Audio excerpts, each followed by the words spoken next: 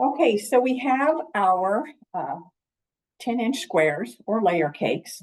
And so what you're going to do is I like to use a fusible fleece. It's got the bluey on one side. The reason I like to do that is because before I quilt this, I want it to adhere to where I want it to, I want it to stay there. So I want it to adhere to the wrong side of my fabric so that when I go to quilt our little sandwich together, it's not going to shift on me.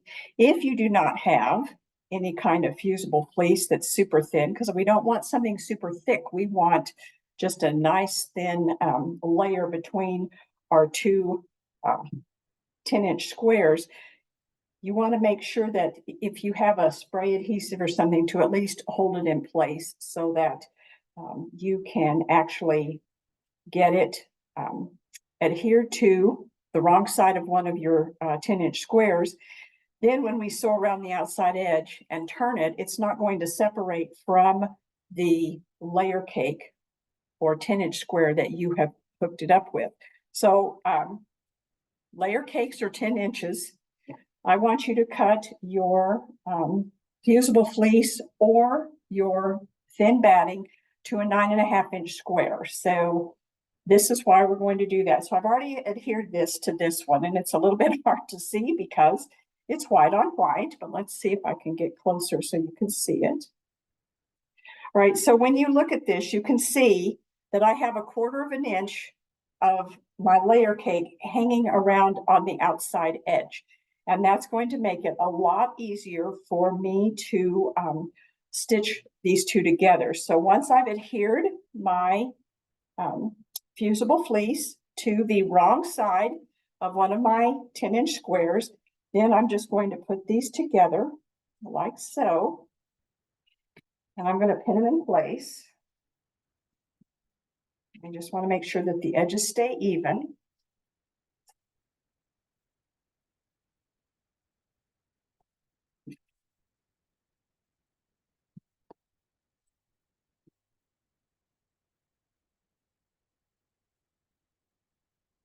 This is going to take much time. That.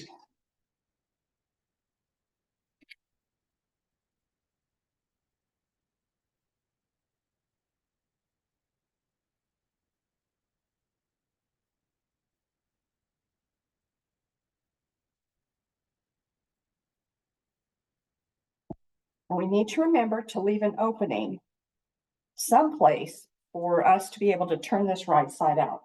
So just to remind myself, I'm just going to put a couple of little marks here.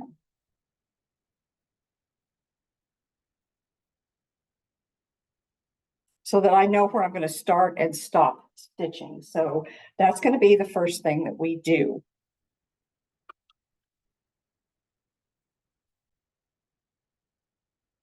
Okay, so I used red thread so you could see, but I stitched right around using a 1/4 inch seam allowance, and I did pretty good not catching all of my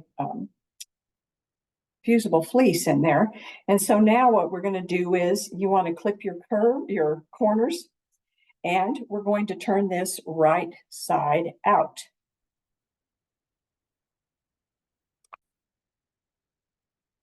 Okay, so we've stitched around, and now what we need to do is we need to clip our corners. So we're just going to come up here. Now don't get too close because we are going to have to poke on those corners to get the points to come out. So don't get too close. The other thing, and I don't know if you can see this, but I hope you can, because sometimes there we go. All right, so when you're doing a corner and you want to be able to poke it out and get a nice point, one of the things that you can do is as you're stitching, so see I've got a 1/4 inch seam, and right here when I get to the corner, instead of going to the point and then turning, you actually can turn your sandwich, raise your presser foot, and turn it and go at a 45-degree angle across that point. And then once you're to the 1/4 inch, then you're going to sink your needle. I mean, you're going to sink your needle and you're going to turn and you're going to continue stitching. That little 45 corner right there really does make a very nice point when you go to use your point turner and poke that little corner out. So just a quick tip. Let's go ahead and trim the rest of this.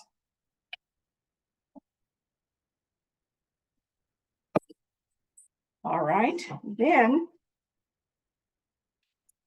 we're going to reach in where we left our opening. And this is why I like to use the fusible fleece, because getting this to turn through that little opening is sometimes a little bit tricky, and sometimes it fights you. And I do not want my batting to move away from my 10-inch square. We're just going to poke him out.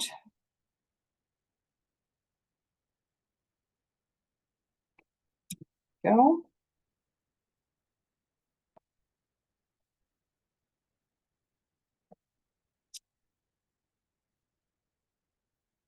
And we're going to grab our point turner.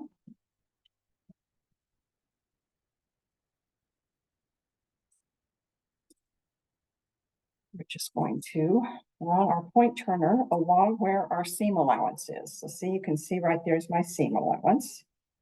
I'm just going to sit there and see, look how nice that point turned out. Love it, love it, love it.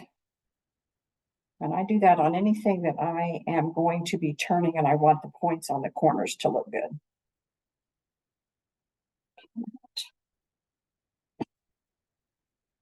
This way. Turn this over so I can see where that seam is. Oops.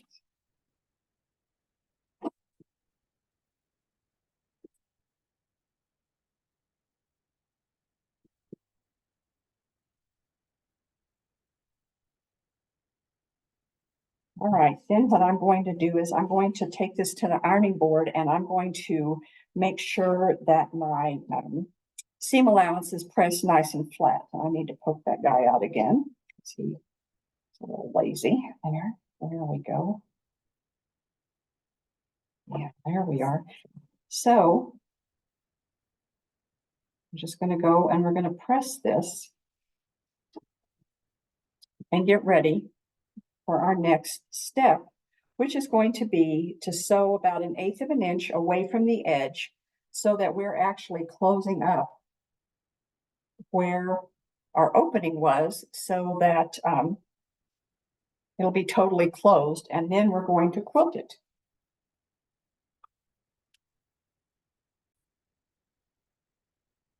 Okay, so now I have actually done a stitch all the way around the edge, and so my little turning opening is now stitched shut. Now the next thing you want to do is you want to quilt your little sandwich here. Now that it's turned right side out and it's pressed and the edges are stitched closed, now comes the fun part. So you can do whatever kind of quilting you would like to do. If you want to just do some free motion and get everything, get these layers stitched together, great. If you want to do some diagonal stitching, cross hatching, whatever you want to do on this is totally up to you. I'm going to show you that this, I think you can see this one. I just went around and around and around, 1/4 inch, and I like how it looks. But again, quilting this is totally up to you, so you get to decide how you're going to quilt this. But that is going to be our next step. So I'm going to go quilt this, and then we'll come back.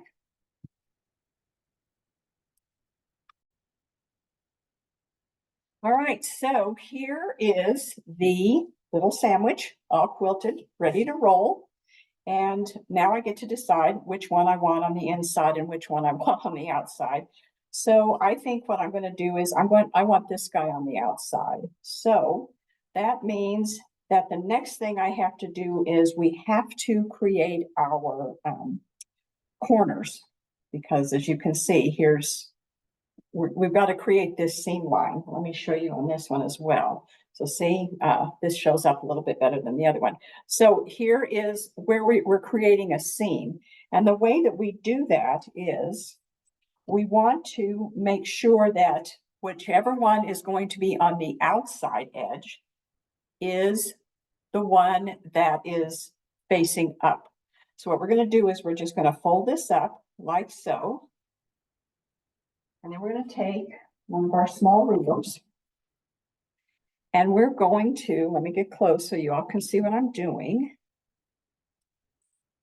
We're going to find the 2-inch here and 2-inch here. Let me see if I can get a little closer. There we go. And we are now going to mark that line here and here. All right, so there's my mark here and here. And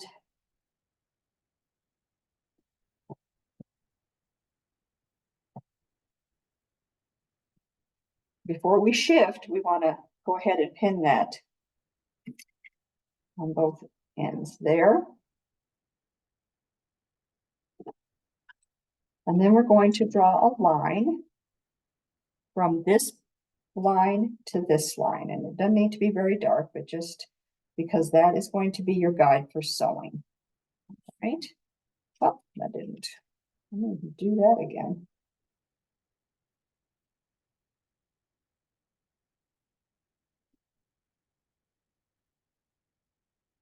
There it is. We're going to do the same thing over here. So again, make sure that your top edge and your side edges are even. Take our 2-inch marks on our ruler and mark there and there.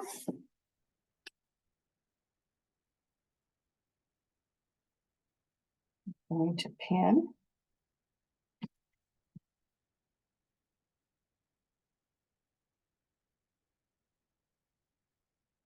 There we go. And then we're going to again draw our line from our marks.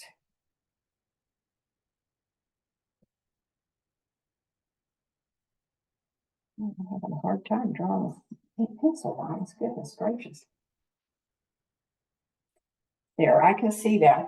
And then you can go and you're going to sew on that line, and you can back stitch at each point. And then we're going to go and we're going to do the same thing again to the other side.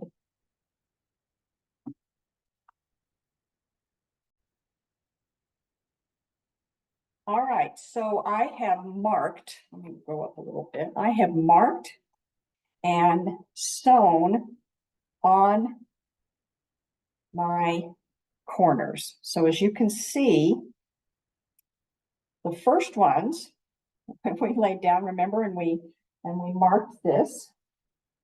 We measured in, the 2 inches. Let's let me find my ruler here.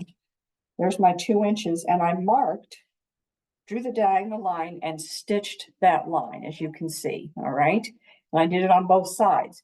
Then what we had to do is you have to turn this, and you're going to do the exact same thing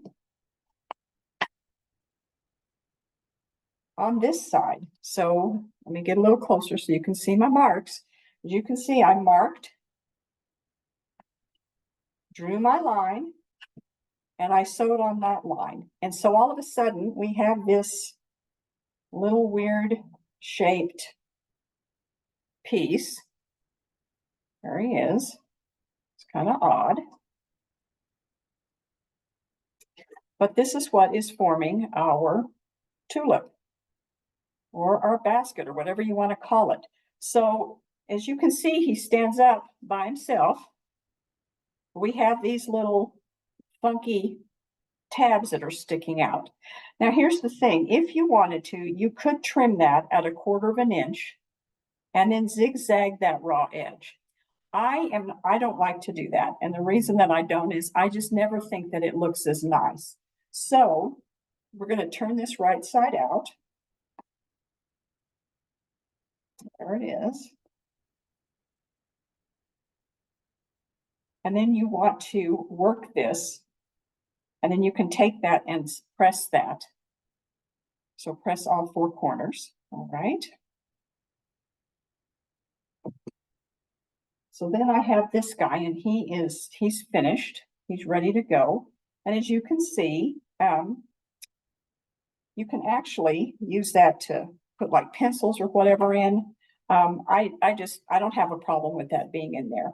I will tell you though that I do just do a quick whip stitch and stitch those points down.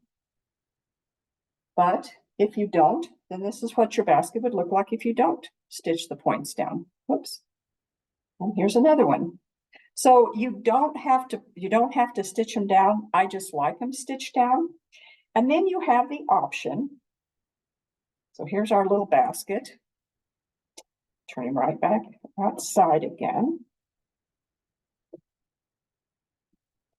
You have the option of leaving it like this, so it looks like a little flower, which would be super cute for any kind of goodies that you wanted to give as a gift. Mother's Day is coming up, so this would be a great little gift filled with goodies that your mom loves. Or you can actually take buttons and fold down. Let me just do one here real quick. You can actually fold that point down. And if you don't want to put a button there, you could just tack it down here at the point. I do think that the buttons look really nice. Let me make sure that's pushed out.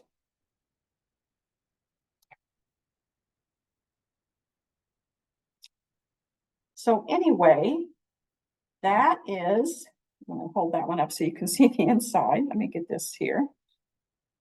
That is how you would make your May baskets. So I hope you enjoyed this little project. It is a great way to use up leftover layer cake / 10-inch squares, or go to your fabric stash and pull out some coordinating fabrics that look really great together and cut them up into 10-inch squares and make some little baskets. The really beautiful thing about these though is they do make great gifts. I mean, even for like a baby's room or a bathroom, whatever. So anyway, I hope that you have enjoyed this tutorial.